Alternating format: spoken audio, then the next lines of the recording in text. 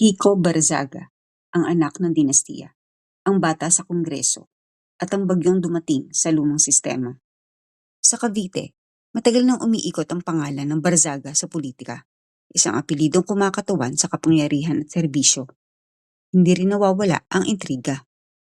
Pero sa likod nito, may isang batang lumitaw, hindi lang bilang politiko, kundi bilang isang phenomenon. Francisco Kiko Austria Barzaga, o sa internet, mas kilala siya bilang Congress Meow.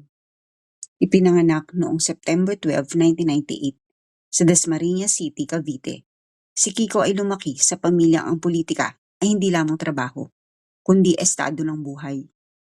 Ang kanyang ama, Elpidio P.D. Barzaga Jr., lumipat-lipat sa pagiging mayor at congressman, at isa sa pinakamatatag na haligi ng lokal na kapangyarihan.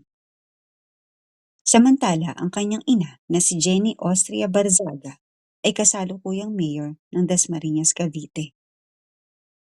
At ang kanyang kapatid na si Elpidio III Barzaga III ay kasalukuyang vice mayor naman. Kaya tuloy ang kadena ng kapangyarihan. Sa madaling salita, kung may korona ang politika sa Cavite, nakasukbit ito sa pamilya nila. Bago pa man sumalang sa national politics o sa Kongreso, si Kiko ay city councilor sa Dasmariñas noong taong 2019. Bata, agresibo, at maagang nalublob sa tunay na politika. Habang ang iba niyang ka-age ay nagkakram ng thesis o naghahanap ng internship, si Kiko ay bumubuo ng ordinansa at nakikipagdebate sa plenaryo. Nag-enroll siya sa college, kumuha ng political science, pero tumigil dahil kinailangan ng panahon at lakas para sa politika. Isang desisyong hindi madaling gawin para sa isang kabataan, pero tinanggap niya bilang kapalaran. Noong taong 2025 elections, kinuha niya ang pwesto ng pumanaw niyang ama at pumasok sa Kongreso, pero hindi tulad ng tipikal na politiko, dala niya ang internet. Memes, hashtags, cat ears, meow politics. Isang forma ng politikang sanay makipag-away sa Facebook, TikTok at Twitter. Hindi lang sa party caucus o committee hearing. Para sa kabataan, finally, may kakampi at representative na tayo. Para sa traditional politicians, kabastusan, kababawan o banta. Ngunit bakit siya pumasok sa politika? Inescapable destiny. Sa pamilyang ito, ang politika hindi pinipili, minamana. Personal crusade. Sa sarili niyang tono, gusto niyang palugin ang sistema. Hindi sa pamamagitan ng privilege speech, kundi sa pamamagitan ng memes. Sa loob ng ilang buwan sa Kongreso, sunod-sunod ang naging banggaan. House suspension. Nasuspinde ng 60 days without pay dahil sa social media post na kinilalang offensive at disorderly.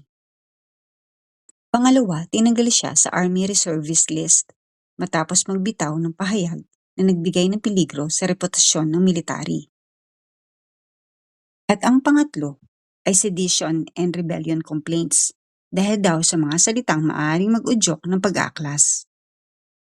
Habang tumitindi ang pressure, tumitindi rin ang persona, the young lion challenging the old jungle.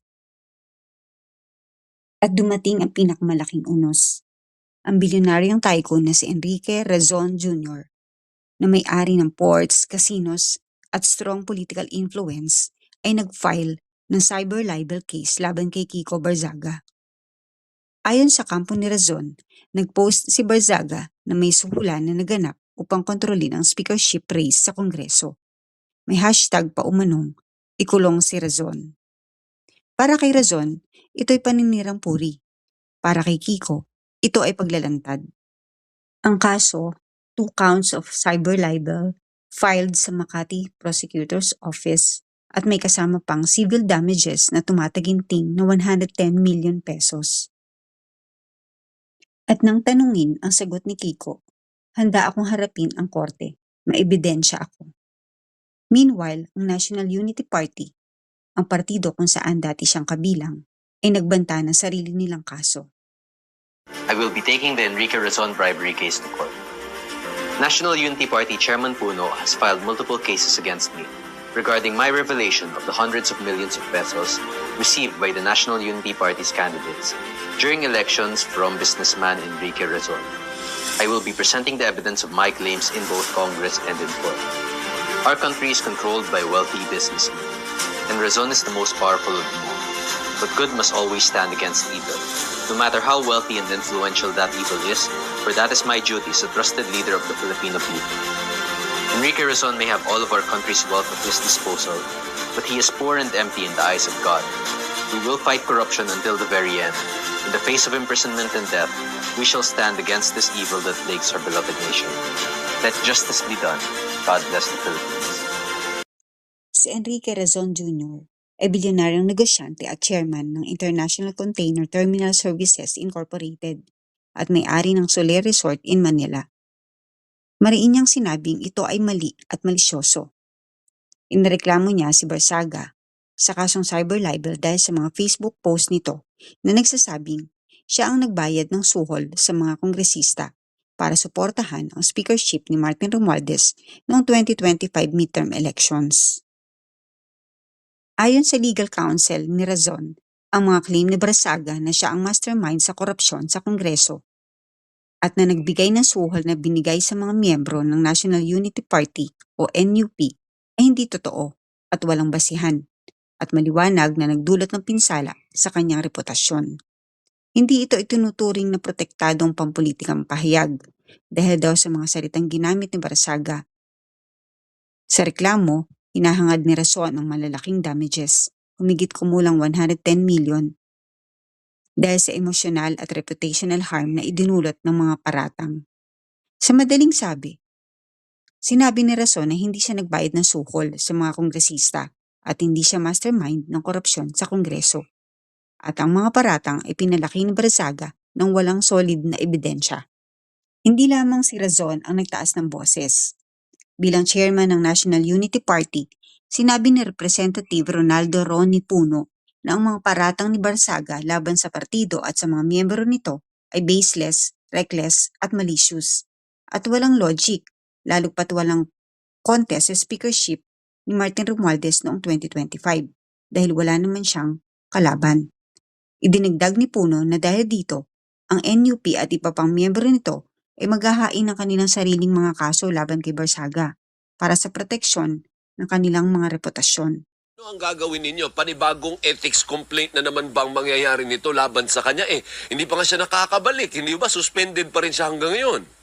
Oo nga.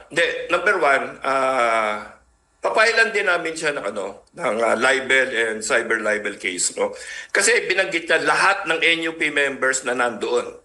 So inaalam ko ngayon sino yung mga NUP members na nandoon. At sinabi ko sa kanila, lahat tayo na libel diyan, no? So ako personal magpa-file din ako. Siguro may alam ako na ilan-ilan na nakahanda na yung kanilang filing din sa iba't iba't distrito nila, no? Ngayon, doon sa suspension niya, nag-file kami ng motion sa committee dahil hindi pa nga tapos yung kanyang suspension, nag-umpisa na naman, di ba? So sabi namin, siguro para na lang alam namin na talagang lehitimong isip ito. Bago siya bumalik, magpasailalim siya sa isang Congress-appointed psychiatrist para i-check yung kanyang mental fitness. Kasi kung, maaring pagpasensyahan na lang natin to kung talaga may diferensya, no? Pero kung wala, di talaga may criminal liability siya. Talagang tutuhanin namin siya. And then, malamang, dahil dito sa mga bagong ginawa niya, papayag ulit kami ng kaso for further suspension if not expulsion. Kasi medyo sumusobra na parang parang minamaliit na yung Kongreso, binabaliwala niya at pinagtatawanan pa niya yung mga desisyon ng Kongreso na nagdidisiplina ng mga members namin. Okay. So tingin ko hindi siya bagay sa House anymore. No?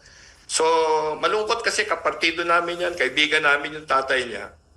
Pero hindi na pwede yan.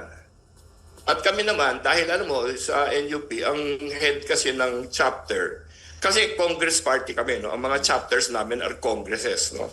Districts ang aming chapter. Siya yung head ng chapter ng NUP.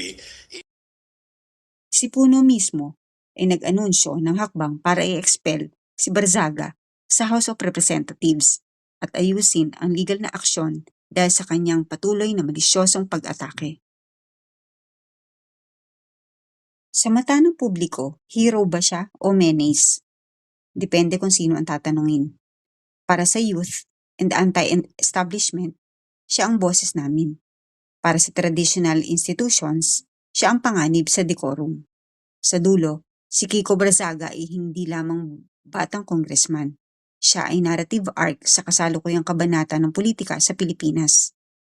Dinastiya versus sistema. Youth versus old guard. Transparency versus decorum. Social media versus institution. At ngayon, politics versus oligarch.